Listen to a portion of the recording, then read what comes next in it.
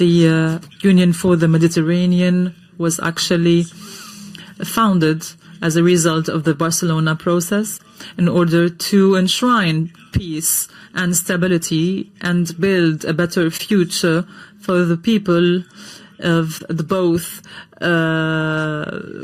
sides of the Mediterranean. But we are living nowadays very hard circumstances where Israel is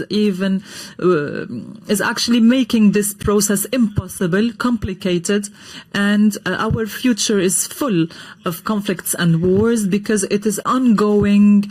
It is launching ongoing attacks on Gaza, making kids and children orphans, burying the civilians under the rubble of their own houses. Israel today has killed thousands, above 15,000 Palestinians in Gaza. Today it has exceeded 43,000 of victims, in addition to 10,000 of victims buried under the rubbles compared to last year.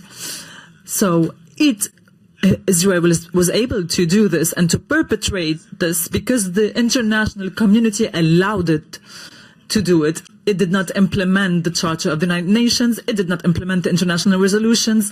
And all this impunity allowed Israel to commit war crimes and to challenge all the international resolutions and laws. We are today, while the Israeli Knesset has met today and drafted 2 laws, knowing that UNRWA, the laws actually stipulate the prohibiting UNRWA from working in the Palestinian territories.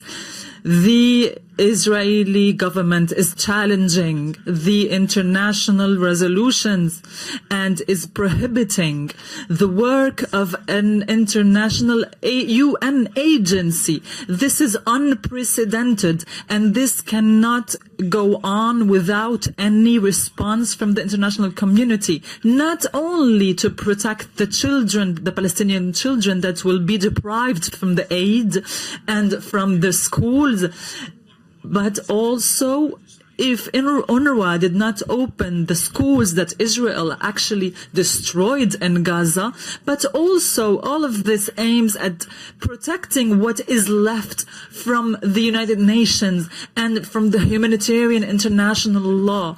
Will the world accept this blunt challenging of its will and of the agency that was founded by the international community?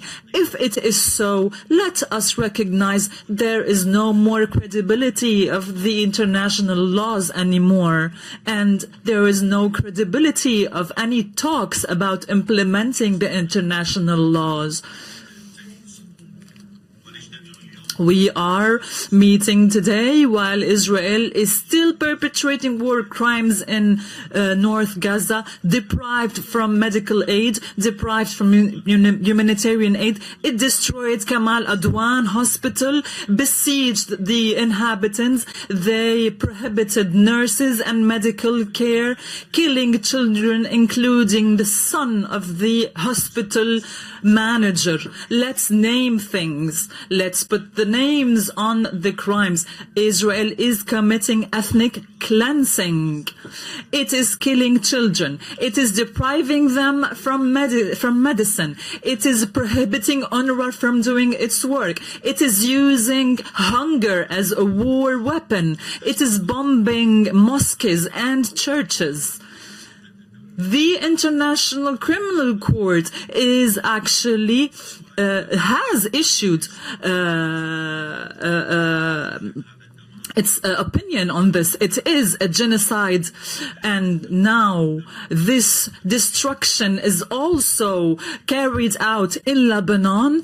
Thousands of victims, villages that are being destroyed, and until now there is no resolution from the Security Council that actually explicitly prohibits all these crimes. And those who are talking And those who actually raise their voices are being targeted, are being persecuted. We have seen this against Spain, against the French president. Israel is doing this because there is impunity. Nobody is actually an obstacle, and nobody is doing anything in order to protect these children deprived from their world, from their life, from their schools, from their right of decent life education. This is the situation we are living nowadays. Our call to all our partners in the UFM. Europe was actually founded based on international laws. Europe knows what it means to implement the law. How is it possible still? This is why we call upon our partners in the UFM and in the international community. Please do something to save what can be saved still from the international law, from the credibility of our international agencies. Because in Israel, we have an extremist government. Yesterday, a minister, an actually active minister in the government, recognized by the whole world, a minister is still calling for ethnic cleansing and genocide. We are calling upon our partners in the European Union to actually prevent this war, to prevent destruction. We have to stop selling weapons and munitions. We have to impose sanctions. We have to protect our region, because everyone that is happening in our region will reflect in whole Europe. And thank you.